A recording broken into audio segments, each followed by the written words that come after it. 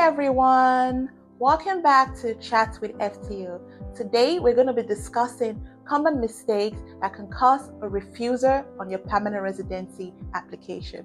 While applying for Canadian permanent residency application, I usually advise make sure you get a second eye to review your application before you submit.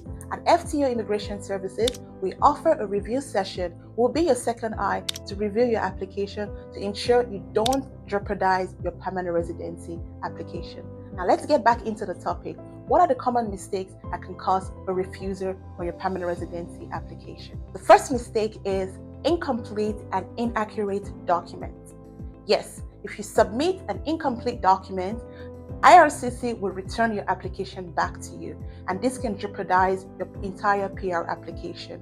Let's say, for example, now with the caregiver program, it's a first come, first served base.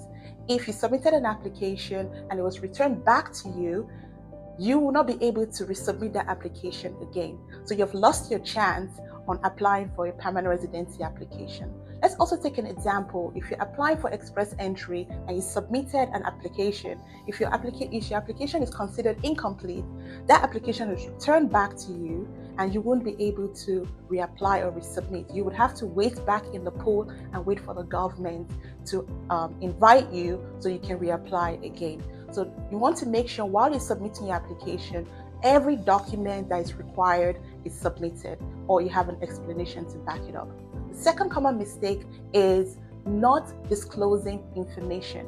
For example, you've been refused a visa in the UK and you don't disclose this on your PR application.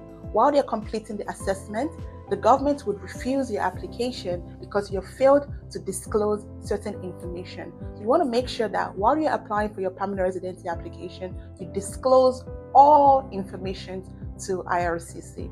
The third type of common mistake you can make on your application is failure to meet the eligibility requirements. To apply for any permanent residency application, there is an eligibility requirement you need to meet.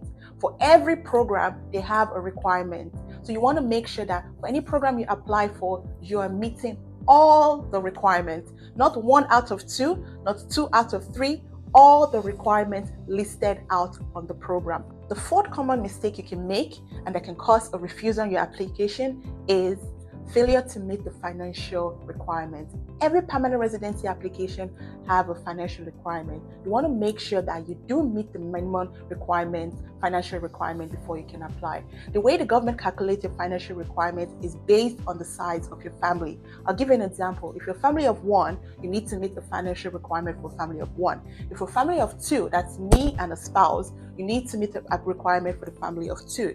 So every family, they have a different amount of funds they need to have for a permanent residency application. The final common mistake you can make while applying for a permanent residency application is either overstaying your visa or having no valid status in the country. If you're applying for any application within Canada, for any PR application within Canada, you need to have some sort of legal status. I'll give you an example. If you apply for a permanent residency application under the express entry pathway and you got invited while you're in Canada, if you don't have a valid status while you're in Canada, that could jeopardize your application. So you want to make sure that you have some sort of legal status while you're submitting a PR application with the country that you're in. For now, I hope I was able to list out some common mistakes that can cause a refusal on a PR application. If you need help reviewing your application, click on the link below. We're here to be your second eye. For now, it's bye and see you in the next video.